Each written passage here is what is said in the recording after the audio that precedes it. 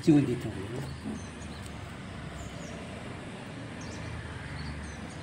ನಮ್ಗೆ ಯಾರಿಗೂ ಗೊತ್ತಿಲ್ಲದಾಗೆ JS ಕಂಪನಿಯವರು ಬಂದು ನಮ್ಮ ಈ ಸರ್ಕಾರಿ ಕಿರಿಯ ಪ್ರಾಥಮಿಕ ಶಾಲೆ ಹುಲ್ದೇವರವಾಡ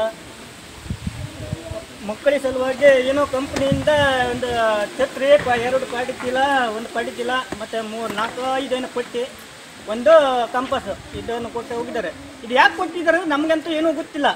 ಇದು ಈ ಕೊಟ್ಟ ಮೇಲೆ ಗೊತ್ತಾಯ್ತು JS ಕಂಪನಿಯಿಂದ ಕೊಟ್ಟಿದಂತ. ನಾವು 10-12 ತಿಂಗಳಿನಿಂದ ಬಹಳ ಹೋರಾಟ ಮಾಡ್ತಿದ್ದೇವೆ.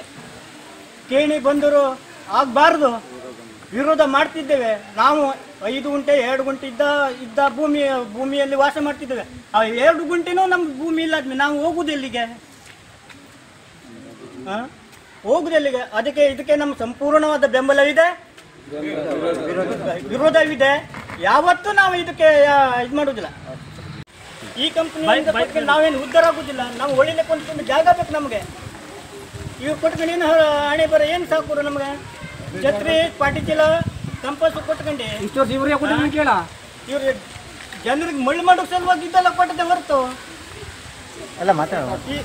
ಈ ಜನರಿಗೆ ಭೂಮಿ ಮೇಲೆ ಇರ್ಲಿಕ್ಕೆ ವಾಸ ಇಲ್ಲದ್ಮೇಲೆ ಇದ್ಕೊಂಡು ಏನು ಪ್ರಯೋಜನ? ದಯವಿಟ್ಟು ಇದನ್ನು ನಾವು ವಾಪಸ್ ಕೊಡ್ತೇವೆ. ನಮ್ಮ ಮಕ್ಕಳಿಗೆ ಬೇಡ.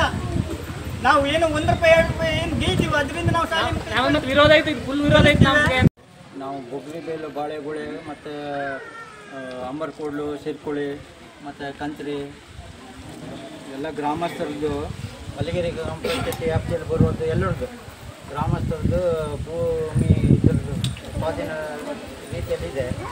ನಾವು ಸುಮಾರು ಇಲ್ಲ ಅಂದರೂ ಸುಮಾರು 15 ಊರಿನ ಸಭೆ ಮಾಡಿದ್ವಿ, ಸಾರ್ವಜನಿಕ ಸಭೆ.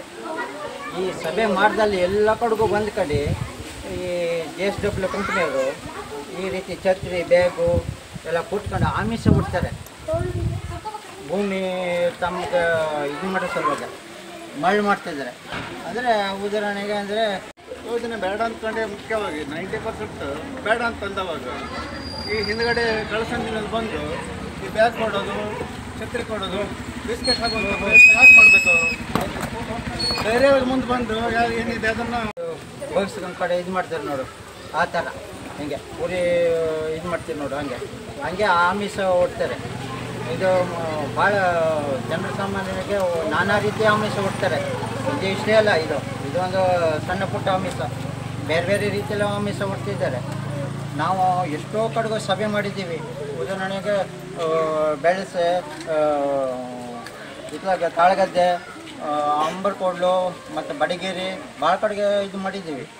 ಆದರೂ ನಾವು ಎಲ್ಲ ಸಭೆ ಮಾಡಿದಲ್ಲಿ ಎಲ್ಲ ಕಡೆಗೂ ಈ ರೀತಿ ಆಮಿಷ ಹೊಡ್ತಂದು ಕಡೆ ಜನರನ್ನು ಮಳ್ಳು ಮಾಡ್ತಾಯಿದ್ದಾರೆ. ಈ ರೀತಿ ಮಾಡೋದು ಯಾಕೆ ಈ ರೀತಿ ಮಾಡ್ತಿರೋ, ತೊಂದರೆ ಕೊಡ್ತಿರೋ ಜನಸಾಮಾನ್ಯರಿಗೆ? ಈ ರೀತಿ ಆಸೆ ಆಮಿಷ ಕೊಟ್ಕೊಂಡು ಜನರಿಗೆ ತೊಂದರೆ ಕೊಡೋದು ಭಾಳ ತಪ್ಪು. ಆದರೆ ಅವರೇ ಅರ್ಥ ಮಾಡ್ಕೊಬೇಕಾಗಿತ್ತು. ಇದು ನಾವು ಹೆಚ್ಚಿನದಾಗಿ ಮಾತಾಡೋಕ್ಕೆ ಹೋಗೋದಿಲ್ಲ. ಮತ್ತು ಈ ರೀತಿ ಇನ್ನು ಮುಂದೆ ಮಾಡಬಾರ್ದು. ಇದ್ರ ಬಗ್ಗೆ ನಾವು ಹಿಂಗೆ ಮಾಡ್ತಿದ್ದರೆ ನಾವು ಇದಕ್ಕೆ ಸಂಬಂಧಪಟ್ಟ ಇಲಾಖೆಗೆ ಅಂದರೆ ತಹಸೀಲ್ದಾರು, DC ಅಲ್ಲಿ ನಾವು ಧರಣಿ ಕೊಡಬೇಕು, ಅದ್ರ ಬಗ್ಗೆ ಪ್ರತಿಭಟನೆ ಮಾಡಬೇಕು. ಈ ರೀತಿ ನಾವು ಆಲೋಚನೆ ಮಾಡಬೇಕಾಗ್ತದೆ.